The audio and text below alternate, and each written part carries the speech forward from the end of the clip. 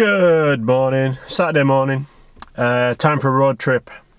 Gonna go down to Turbo Phil, and as many of the old-time Turbo Mini subscribers will know, he lives in a cave in Carlisle.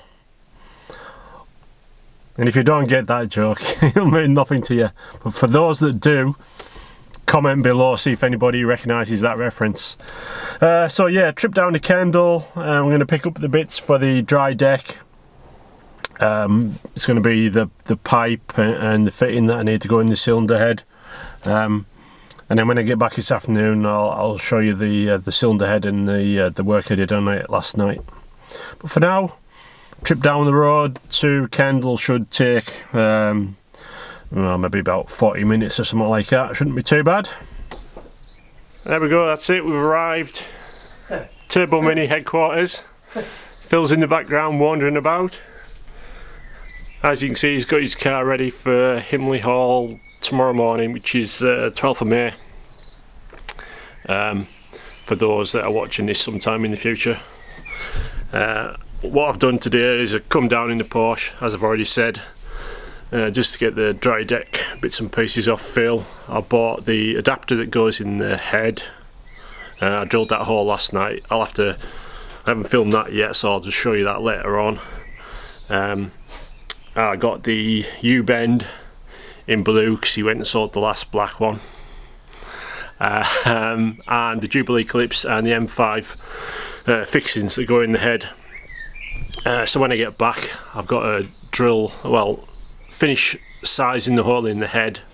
I think it's 32mm at the moment, it needs to be like 33. So a little bit more filing there, and then drill and tap the two fixing points either side. But yeah, so this is Phil's Turbo Mini. It's been off the road for how long did you say, Phil? About 6 years, I think. 6 years. And it's 20, I think we just said it was like 20 years since it was painted.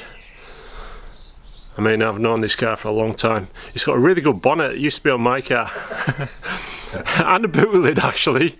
So yeah, gradually evolving into my car.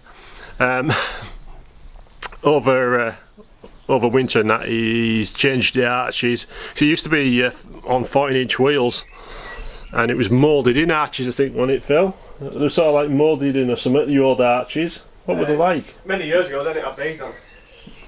Oh, them big blue ones. Yeah, it had those on.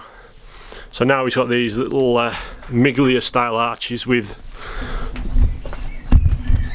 carbon finish on them. See, it looks nice. What size wheels are these? 10x7. These are Force Racing ones, aren't they? Yep.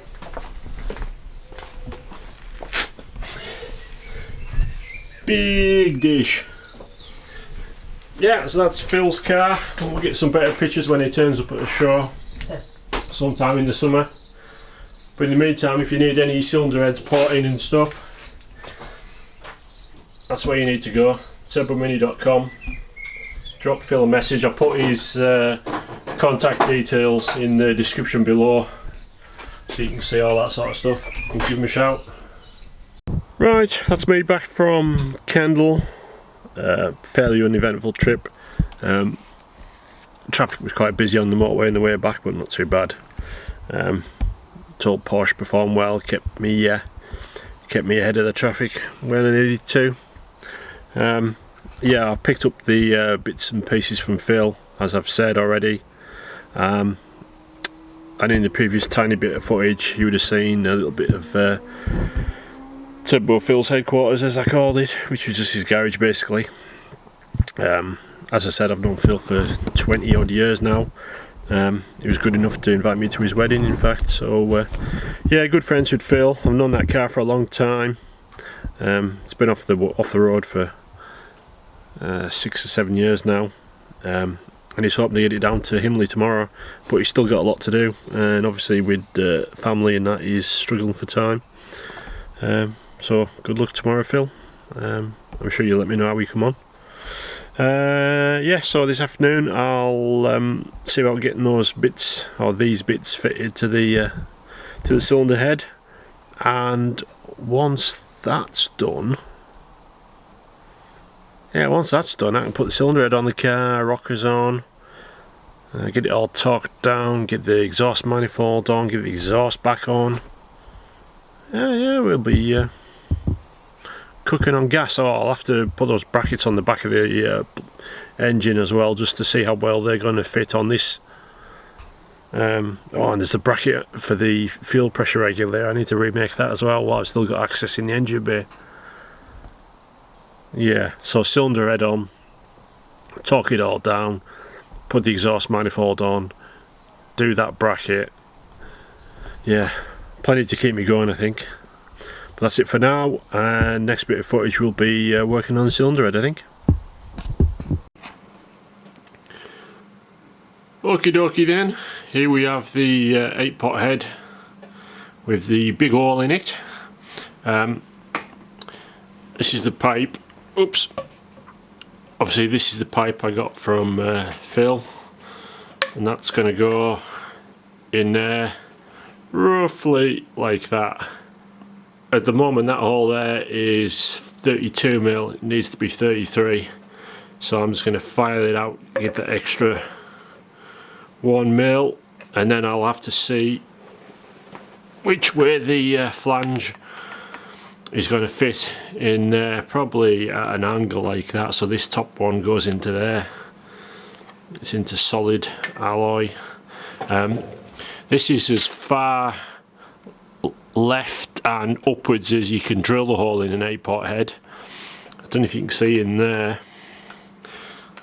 that's what it looks like inside an 8-pot head. I'll shine up through the hole in the bottom. There you go,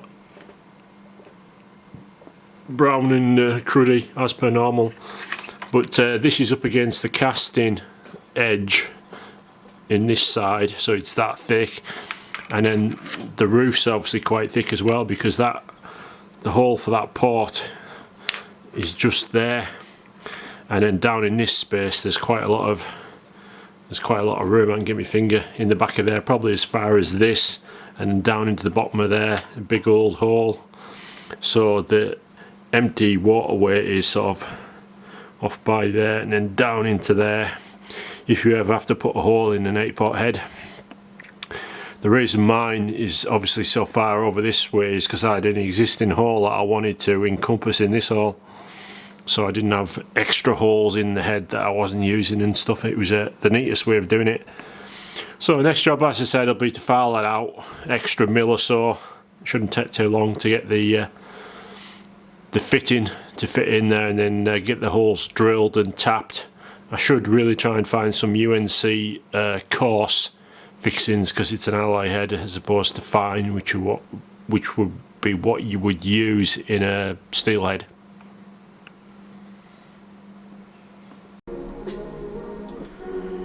There we go then, one water takeoff, or is it an inlet? I'm not entirely sure. Whatever, one dry deck fitting fitted. It was quite hard making the inner hole big enough, because as I said before, I was very close to this edge of the inside of the casting of the head, so I had to get a grinding wheel in there to take it out. On this sort of side of the circle where it's just through into the water jacket, it was easy. You could get a nice flat edge going in, but on this side I was struggling a bit, so I had to get the die grinder in this section in here just to open it out enough that it would fit, and then that one's drilled into solid all the way back through into, I think, where that bolt's starting to come through. I think the drill just did hit that. And then this bottom one that you can't see is just straight through into the water jacket, so I'll make sure that's nicely sealed up. But I'll blow out all the crap that's in there now with the airline, make sure there's no bits of debris left in there, and then seal this up properly. I'll probably put some thread lock on both bolts, and then some gasket sealant on the face of this and where it goes through the block, or through the head rather. And then it'll be good to go. You can go on the engine after that. Friday afternoon, nearly supper time actually. What I'm going to do next is put that cylinder head on. I've checked it over, make sure everything's all clean, there's no contaminants on the surface of the block or on the gasket. And I've also, if you can see down here, I've taken out one of these little brass tabs that holds the parts of the gasket together, because it's like 3 layers. And this one here gets in the way of when the head's being tightened down. It could in theory stop it from sealing as well. The other 3 just bend down out of the way because they're clear of the block. I'm sure I've seen it written down somewhere that you take that one out, but I always do it anyway as a matter of course. So head on next, and then I'll see if I can get that stud in that far end, that manky one, see if I can get it to screw in with the head in place. And if I can't, I don't know what I'm going to do. Good evening, it is Wednesday evening and there's an awful lot of updates to show you behind me. I might as well dive straight into it. Right, so as you can see, engine is coming together very well now. Last video or last clip that I filmed was the dry decking on the side of the head. As you can see, got that on, got that done. Head is on, torque down, rockers are tightened up, we're not set yet, so I need to set the tappets. Jobs I've done is I made a right angle bracket out of another bit of weather station, which is nice of Mr. Vitale, my employee, to provide me with offcuts of aluminium. So right angle bracket off the head there for the coil pack. The engine steady, you can see coming in on the side there, needed altering at this end because it was fouling on the dry deck fitting, so that needed filing, so that took a bit of time. What else have we done? Obviously the plane chamber is on, but it's one of those jobs where I wished I'd put it on to the head before I put the head down on the block, because it was an absolute nightmare getting at the lower fixings. I mean, I've got stuff piled on it so you can't really see it, but no, you can't, but they're right down under there where you can't really get at. And I'd obviously fitted all the supercharged and air filter and all the pipes in here as well. I probably shouldn't have done that. I shouldn't have put the pipe work in. Other tasks I've got done: the oil canister for the supercharger is sitting in the back of there. If you can see it, you can just see the top, the blue top there. Pipes are run, obviously along the engine bay, and there's the oil cooler. So the order it comes in is canister to supercharger, and then supercharger out through the oil cooler and then back to the canister. I think that's right. Maybe. I can't remember now. What else have I got done? Oh, I've made a real bodge-tastic radiator hose down the back of there using about 5 different pieces and some joiners. That fitting that I made there is too close to the bulkhead, but I can't do anything about it now. So I'm pretty unhappy about that, but there's nothing much I can do about that at this stage. As again, I'll emphasise prototype stage, so I can be forgiven for a few mishaps.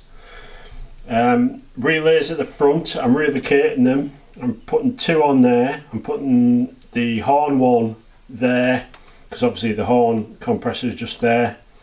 And the starter motor relay that I've added into the circuit is going there as well, and it taps back into this red and white wire you can just see here by my finger, which is the one that goes to the trigger mechanism on the starter motor down here. You can just see a white wire in the back of there. It comes down to there and then fires the starter motor. All this wiring in front of it is obviously dismantled at the moment. obviously with the alternator being at the back, these 3 wires need redoing. That is your warning light one, brown and yellow, then a single brown one, and then a thick brown one, and they are just going down there onto the post on the starter motor. So I'm going to extend the wiring up and round to the back to the alternator, and it goes into this plug for the warning light and the activation wire, which is the brown one, and then the thick brown one goes to the 10mm post that's on the alternator. So yeah, tomorrow I've got a load of wiring to come, some more relays, because the ones at the front have totally corroded. I'm not using them again. So yeah, that's pretty much it. A lot done, a lot connected up. As you can see, all the wiring's connected up for the coil and the injectors and stuff, and it's all just pretty much a first attempt at where it's going to sit, and things may need to change, but again, prototype stage, ongoing process. Number 1 job is to get it running, and then number 2 is to just go through the snag list as I find things. But it's yeah, it's not looking far off. Perhaps by Wednesday night, Thursday night, Friday night possibly, I might be able to go for an engine start, but we'll see. So yeah, that's your Wednesday night update. As I said, done loads off camera, lots of little fiddly jobs that you don't really notice. It's the final 10% that takes 90% of the time that everybody says.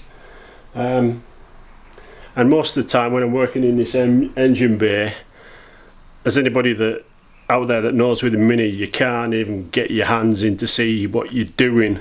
So there's absolutely no way I'm going to get a big DLSR camera anywhere near. It's hard enough to work in there, as witnessed by the state of my hands. So that's it for now. Next update will probably be after I got this wiring all done, when I'm testing things. I already know I've connected up the PC, and I know that the throttle position sensor works. Oh yeah, it reminds me, I haven't got a throttle cable yet either. Yeah, so the throttle position sensor works, air temp works, water temperature wasn't working, but obviously there's no earth lead on the engine yet. And then once I get the clamps for that radiator pipe down that side, I can put the exhaust on, which isn't going to be that massive of a job, he says. And then once the exhaust's on, then them brackets can go on that side for the alternator. So that could be tomorrow night's job. Yeah, that's it. That'll do for now. Big update, lots of bits being done, not a lot to see, but we're getting there at last.